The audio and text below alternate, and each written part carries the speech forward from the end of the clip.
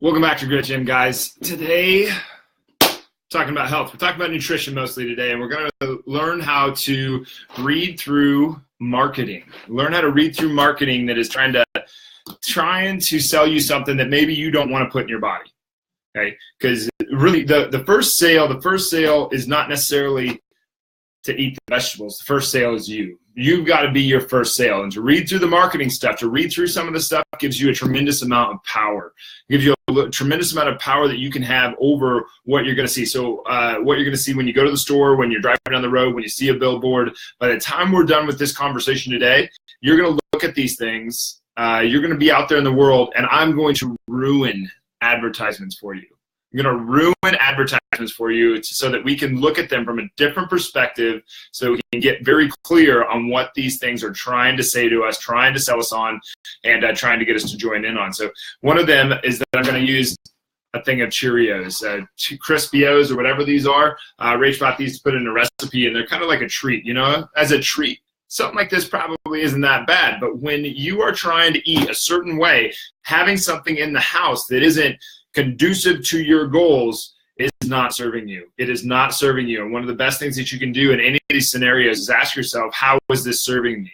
Is it serving me to stay up late and not get enough sleep? Is it serving me to put negative thoughts and speak poorly about myself all day? Is it serving me to pay for more or for less for what I don't want rather than more for what I do want? Is it serving me to tell myself that I don't have time on a regular basis all the time so that I will create the self-fulfilling prophecy, right? So is it serving you is a question that should, can be a very good tool to use in your mind for a lot of different things. So what we're going to do, we're going to talk about the plates. We're going to talk about nutrition. We're going to talk about grains. We're going to talk about vegetables versus fruits. We're going to talk about marketing ads. You know, what about colors? You know, like all these different colors. There's a reason why McDonald's and Starbucks and Subway, Best Buy, there's a reason Best Buy that all their employees wear blue shirts. There's a reason that Subway uses yellow and green. There's a reason that McDonald's and Hardee's all use red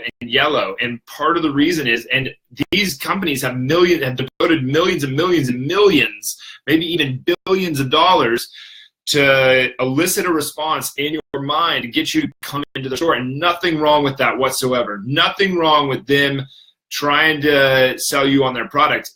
But if you are sold on their product, that's a totally different deal. If you're sold on their product and it doesn't serve what you want in your life, then don't go buy that product. Don't go buy that product if it's not serving you and your life and what you want to do. So by the time we're done with this, that's what we're gonna have that all covered, and you're gonna look at commercials and you're gonna go, I get how they were gonna get to me.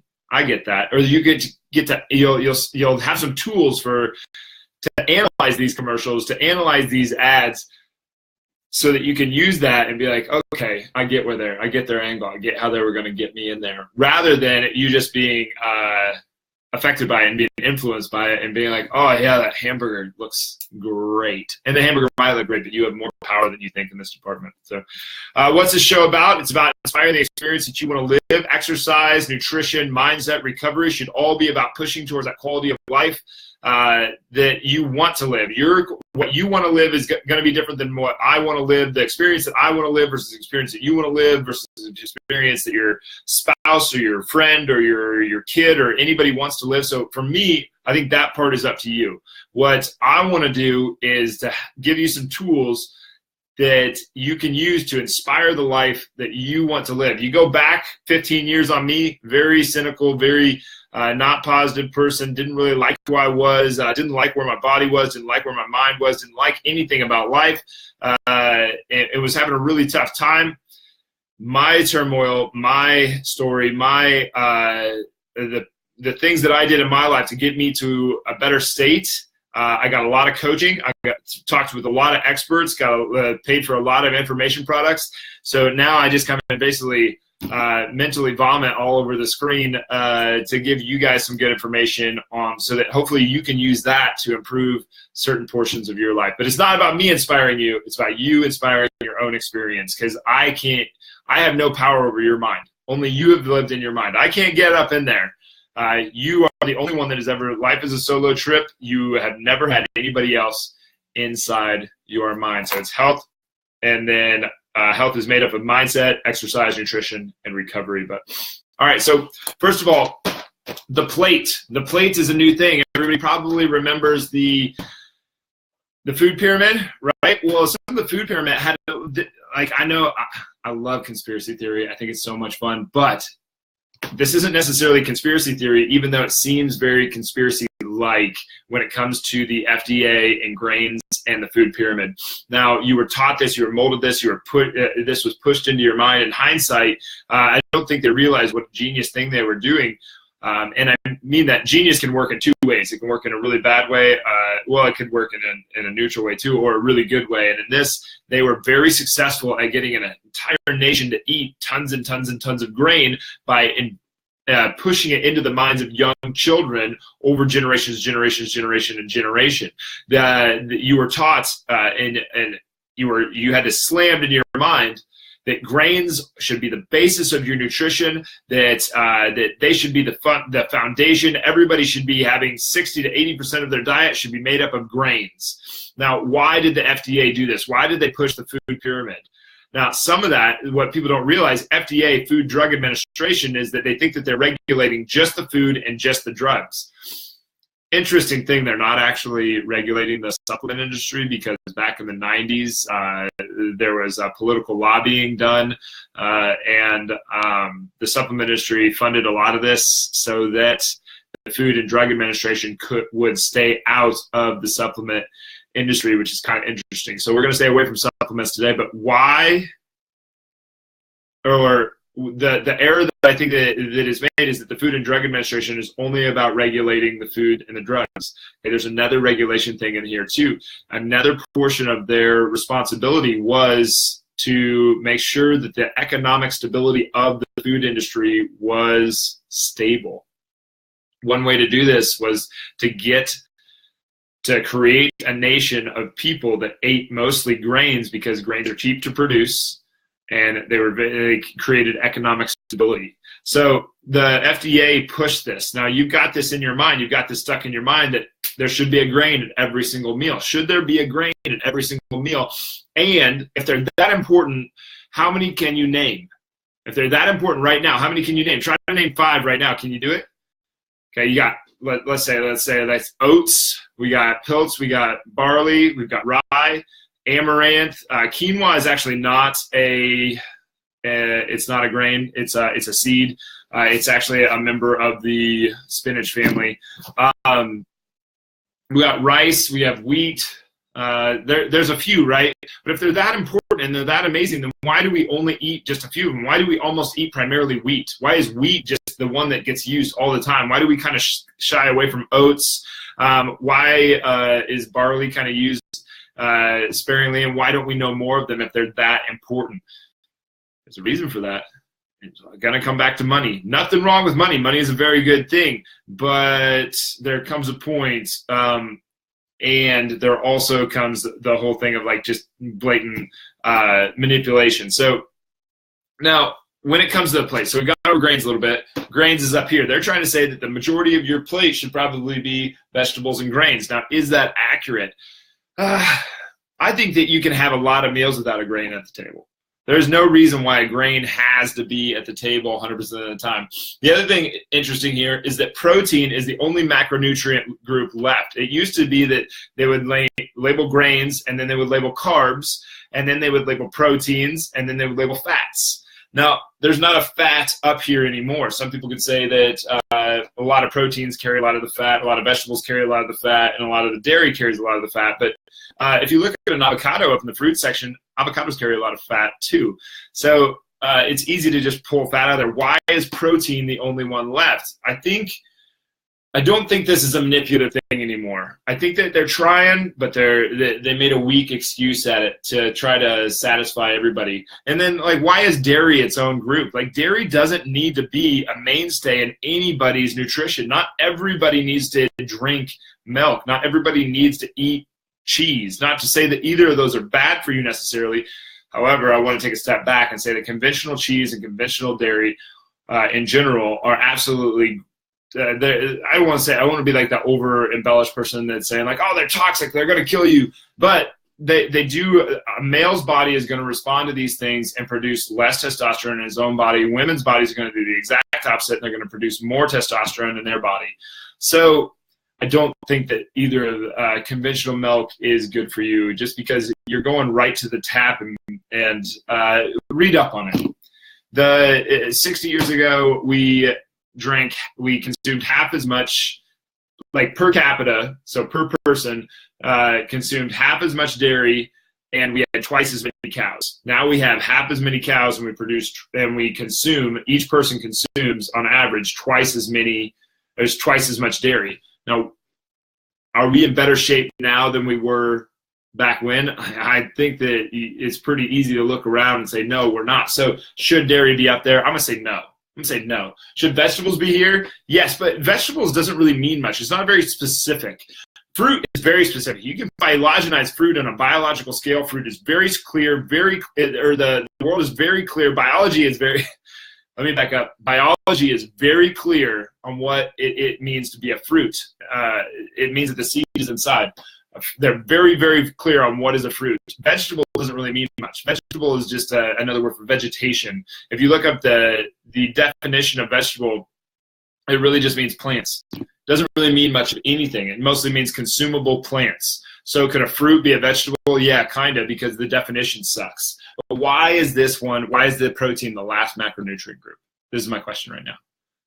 And I think it's to satisfy, I'm kind of missing it, but I think it's to satisfy the vegetarians and the meat eaters. So something to think about, we're all omnivores. Our bodies are physically omnivore, which means that you eat a certain amount of, you eat other animals, but you also eat plants. And the idea that you would not eat another animal on moral reasons, sure, whatever, but from a health reason, doesn't hold up. Not at all. What the Health was a terrible documentary. It was one-side biased nonsense. There was so much bullshit in that thing that it was just almost hard to watch. It was absolute garbage. There was some stuff in there like eat more vegetables. Yeah, I think we all know that, right? But they did a very good job of marketing it. They did a very good job of selling it. And so kudos to them. Massive admiration for them for doing that. It's the same reason that I can like certain politicians or admire certain politicians while also thinking that they're total scumbags is that, hey, kudos to you, Trump. Kudos to you, Obama. I think that you're both scumbags, but hey, you pulled something off that was pretty amazing. So I admire them for that. But yeah, still think they're scumbags. So protein, I think if you look at beans, right? Most vegetarians and vegans say that beans are a protein source. However, if you look at beans, they're going to have much, much more carbohydrate in one serving than they will protein in one serving. I mean, double, maybe even quadruple, depending on the bean that you're going to pick up. So do beans fit in the protein category? No, not at all. They're a carb source, not a protein source.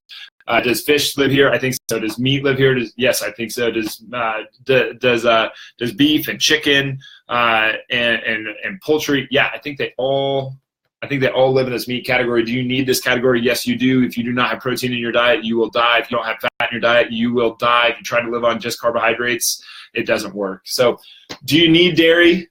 No, conventional dairy is actually pretty terrible for you.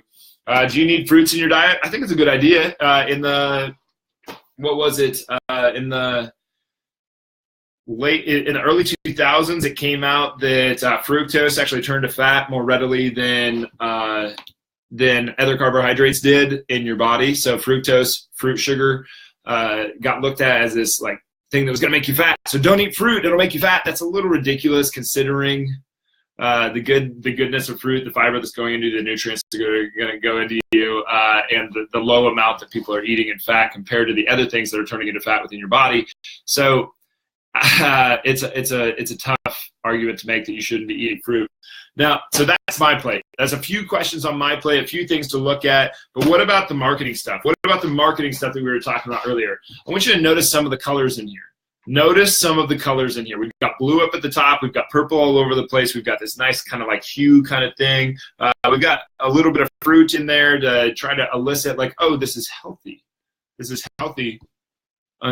Unsweetened almond milk. I'll get into that one here in a second because that's kind of an interesting thing. The almond milk thing I think is really kind of a hilarious deal. But But it says heart healthy. They're oats, they're crispy oats, multi-grain, and they've got yellow up at the top, and they've got some blue. Now, something to think about. We can basically we can look at certain numbers. Why does Best Buy? Why do all of their employees wear blue shirts? It's because when they switched to a blue polo, sales went up drastically. Okay, something about blue makes people's prices, or makes people more trustworthy. So wearing blue helps you sell more stuff. So the color blue is more trustworthy. You can trust us. That's what they're trying to elicit here with this blue at the top. You can trust us. It's color. Yeah, it just is in our minds. It just happens. We don't really have control over this. It just goes. So we know that blue elicits a feeling of trust. There's no green. There's green on the back right there. So green is interesting. If you look at Subway, you look at Starbucks, they both use the color green, right? You look at a lot of these different places use the color green. Why do they use color green? It's not because that's their favorite color. Green elicits the idea that it's fresh. Okay, nothing is fresh about Subway food. That stuff's been sitting in a bag for 12 to 16 weeks, and it got cut open, put in a bin, it sat there all day, and then it sat on top of. Then they put it on an entire loaf of bread, covered it in mayonnaise that was 80 calories per tablespoon. So they put 4 tablespoons on there. How much is that? What is that? That's 320 calories right there. And then they put another loaf of bread on top of it, and they said, hey, this is healthy because it's fresh, because it's green colors on our sign. That doesn't mean anything. All right, yellow. Why are all the fast food chains, why do they have yellow in them? Yellow and red both do something very interesting. They make us feel hungry. The more yellow and red, the more we go into these places. Yellow and red. Why is Culver's blue? Trust. And orange. What does orange do? Orange makes you feel very welcome. It makes you feel very safe. It makes you feel a little bit energized. It is also the color of creativity. That is why we chose it for Grit Gem stuff. I like the color orange for those reasons. But now when you start to look at some of these signs, think about that stuff. You look at Hardee's, you look at McDonald's, you look at Wendy's, yellow and red. You look at Subway, you look at Quiznos, you look at Starbucks, green, red, yellow. You look at a lot of these other companies, Culver's, Best Buy. Why are they using blue?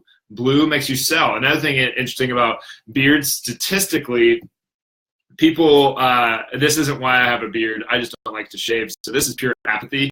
But statistically, people are more trusting of someone with a 10-day facial growth, 10 days of facial growth, than any other facial growth.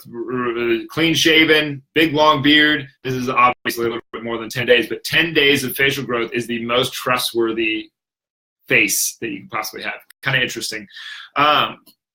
So those are the things. Look through those. The other thing with marketing, they're trying to tell maybe you've heard this a lot, but they're trying to tell a story.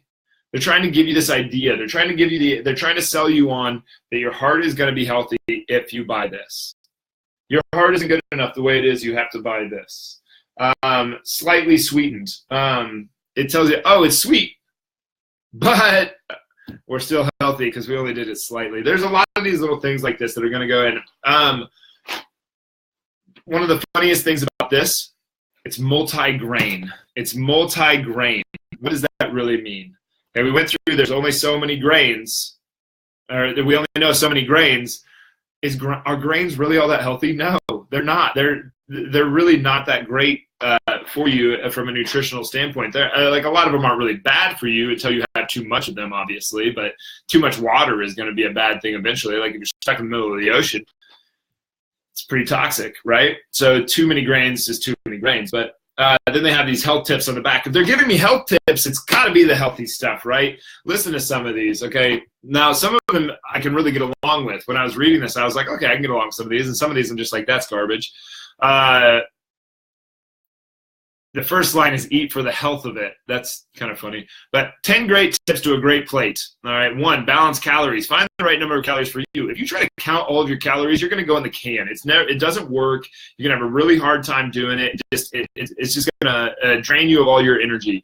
But we all have the power to make better choices. We know what to eat. We know that a vegetable is better than a Snickers bar. We know that an apple is better than a Snickers bar. It's just not that. It's just not totally that hard. Number 2, enjoy your food, but eat less. Slow down and fully enjoy your meal. Couldn't agree more. You slow down, you really experience the food that is in your mouth. You will not need to just shovel it in because you'll be eating for pleasure. And when you eat for pleasure, you feel satisfied faster. Now, number 3, avoid oversized portion. When dining out, share a meal or take a portion home with you. That makes perfect sense. You're trying to lose fat? Yeah. Tell the waiter, hey, I will take half of that plate, half of my entree, whatever, on my plate and box the other half and bring it to me after the meal. Not that hard of a deal, right? Or share with your spouse, and then you're done. You don't get to order more. You don't get to order dessert. You just have that. That's a good strategy. That's a good strategy. Foods to eat more often: vegetables, fruits, whole grains, and fat-free or low-fat dairy products. Fruits. Let's go over that. Foods to eat more often: vegetables. Yeah, of course. Fruits, duh. Whole grains, who cares? They're not more or less healthy. They're very indifferent. And really, to a lot of people, they would be a detriment to a healthy lifestyle. Fat-free or low-fat dairy products are absolute garbage, which is interesting because down here they talk about eating less processed food. Well, if you're going to drink whole milk, if you're going to drink milk, the least the processed milk would be the whole milk, not the skim or the low fat. Drinking skim or low fat milk is absolute garbage. If you're going to drink milk, don't drink the 2%, drink the whole milk. Don't drink that other junk. And make sure that it's grass-fed. If it's not grass-fed dairy, do not buy it, do not drink it, do not even think about it. It has to be grass-fed. Organic does not count. Organic is absolute garbage dairy. Number 5, make half your plate fruits and vegetables. Yeah, duh. 6, switch to low-fat or fat-free milk. We just went over that. That's absolute garbage. 7, make half your grains whole grains. What does that really mean? What's it mean to be a whole grain? Unless you're eating steel-cut oats, unless you can tell what that grain was, it's not whole grain. Like, these are not whole grains. This is not whole grains. Does that look like a whole grain? No, that's a bunch of grains that have been ground up in a mill into a batter and then dropped into some kind of thing that dried them or burned them or cooked them somehow and made them into that. That is not a whole grain. That's a ring of grains that have been processed to death. Okay, so that's garbage. What are we on? Number 8, foods to eat less often. Cut back on foods high in solid fats, sugars, and salts. Sugar is not the death of you.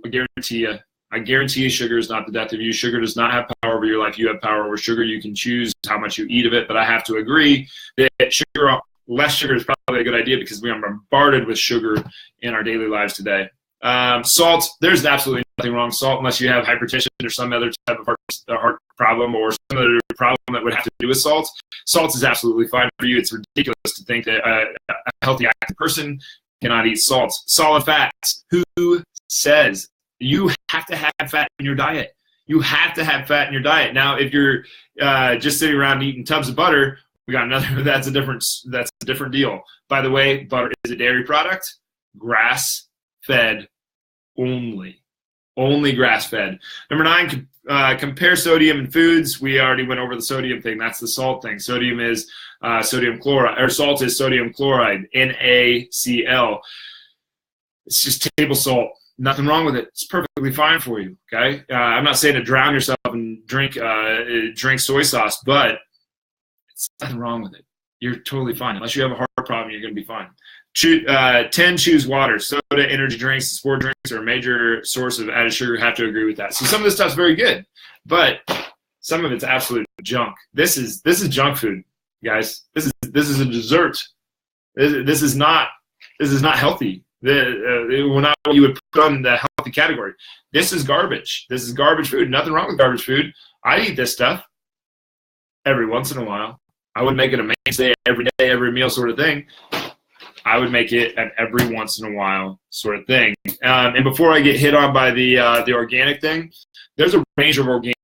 Okay, some organic, all it means is that it got sprayed with organic insecticides and pesticides, and those insecticides and pesticides are not regulated by anybody, so they could be anything. They could be much more harmful than the non-organic insecticides and pesticides, and they could be worse for the soil, worse for the environment, and much more so direct to you. They could be worse for for you. The buy organic only thing is a complete bullshit industry way to make you pay just a little bit more for a product that isn't that is inferior to what you should actually be eating. Now, with that said, certain foods are probably better, like potatoes. If you're going to buy a potato, you probably are better buying an organic potato. But cage-free versus grass-fed, cage-free doesn't really mean much of anything. All that means is that they had access to being outside, whether that's just like a little tiny door in a huge building or not. But always buy grass-fed dairy products. Always buy grass-fed meats. The point of that is more of that money goes back directly to the farmer that produced it.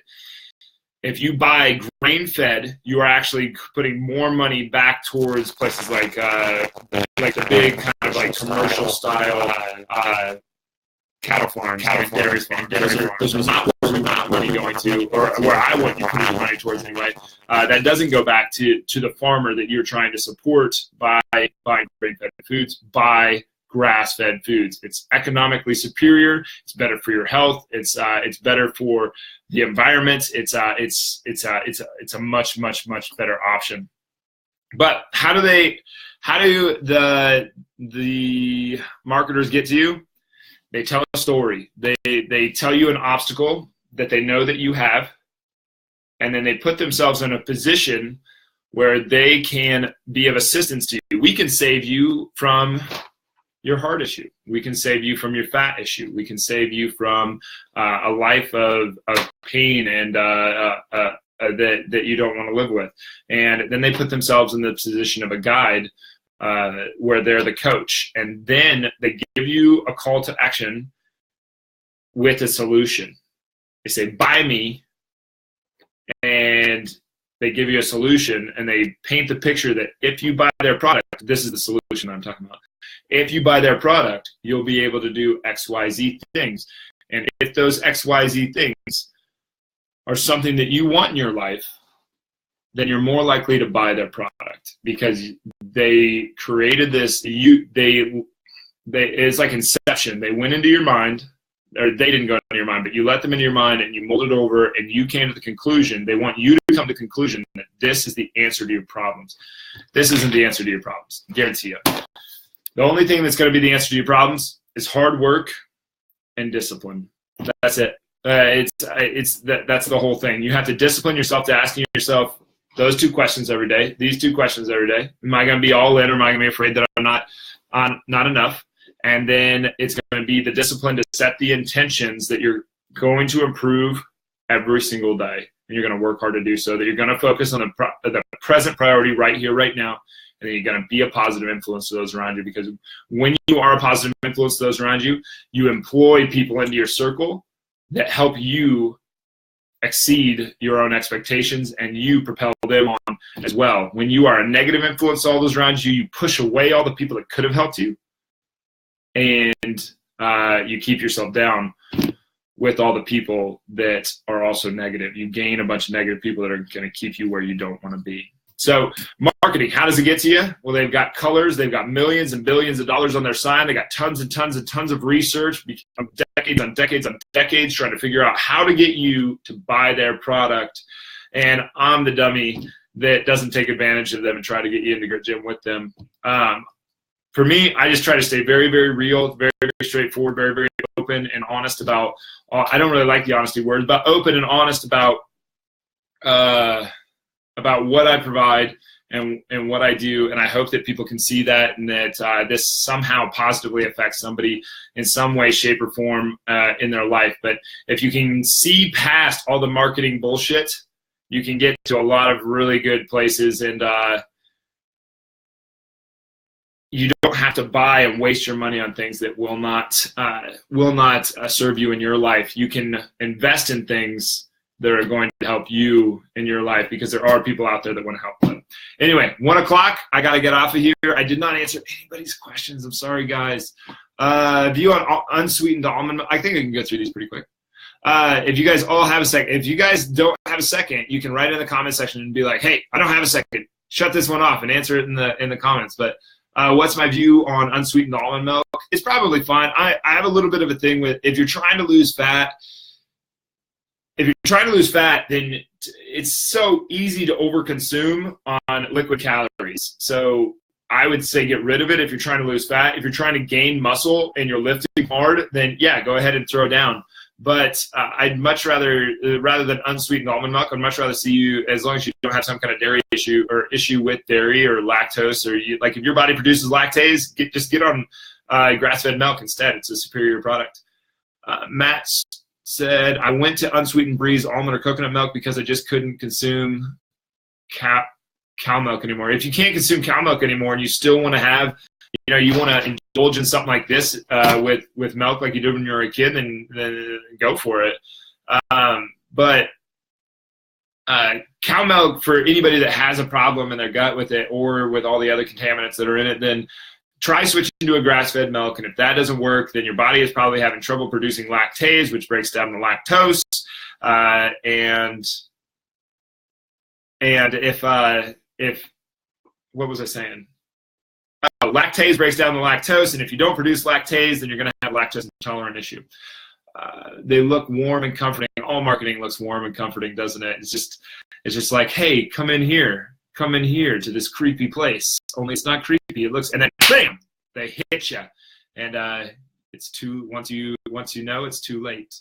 Rita, this is my Aunt Rita, actually. This is kind of interesting. Aunt Rita says, so interesting, Adam, with an exclamation point. Thanks, Aunt Rita. Caitlin says, would you love if you did a live about corn being in everything? Corn isn't everything. Corn is so hidden. Corn is this absolutely amazing product. You have to kind of admire corn for being able to be changed into so many different things. If you look at dextrose, maltodextrin, ascorbic acid, corn is in batteries, it's in marshmallows, it's in like dextrose is the main ingredient in Gatorade. Maltodextrin is the fastest carbohydrate that's ever been created, fastest as in terms of our being able to ingest it. So when we ingest maltodextrin, it gets into us super fast. So yeah, corn is just in everything. Like we are bombarded with corn products. High fructose corn syrup is just the very tip of the iceberg. And is corn really the like an evildoer? No, I don't think it is. But like when you are bombarded with something, like I don't hate on sugar. I think sugar is absolutely fine. If you're going to eat sugar, eat Haagen-Dazs. It's real sugar. But also, you shouldn't be down in Haagen-Dazs every 2 hours. You shouldn't be having a lot of people wake up, they eat, cereal is a dessert. It is a dessert. They wake up, they eat junk like this thinking that it's healthy, and the sad thing about that is that they think that this is healthy. That's a bummer. That's super sad. That's just like, oh, that sucks. You think you're doing yourself a favor when you're eating this garbage, but you're really not. And then you go on, and at noon you go and you're like, oh, man, I'm famished. I think I'll get the flatbread. I don't eat pizza that often. Except that you do. And then at night you go home and you eat a bunch of, you eat some pasta. Like that's carb hunt. That's a bombardment of grain. Oh, by the way, I'm saying this backwards. Corn is a grain. I didn't mention that one earlier, so that's kind of interesting. But yeah, cereal is a dessert. Anyway, I hope you guys can see through some of the marketing stuff now. The color blue, the color green, the color yellow, the color red, the color orange, they all they're all for, what's this? Or granola fried cereal. Granola as a health food is hilarious. It's been marketed as a health food, and somehow people think that it is really healthy. There is nothing healthy about granola. If somebody out there can tell me what is healthy about granola, sure, if I was stuck on a deserted island and I got the choice between celery, I got the choice between 10 pounds of celery and 10 pounds of granola, and I'm stuck on a deserted island, I'm going to pick the granola because it has a lot more calories. But that would be the big reason. If I'm here and I'm trying to lose fat, I probably don't need to be sucking down granola every 10 steps. But anyway, I'm way over. I'm 6 minutes over. Sorry, guys. But thank you guys for being here. I really appreciate it. This is fun when everybody comments in and asks questions and sticks around. So this has been a really fun one. If you guys have any other topics that you want me to cover, or if you like the nutrition stuff more than typical exercise and health stuff, then let me know. Remember that your health is made up of your exercise, your nutrition, your mindset, and your recovery. If you don't have the recovery in there where all the magic happens, then all of this other great stuff can't happen from the exercise, from the nutrition, and from the mindset stuff. So you have to have all four, and you got to work hard at each one. But anyway, thanks, guys. I'll be back tomorrow.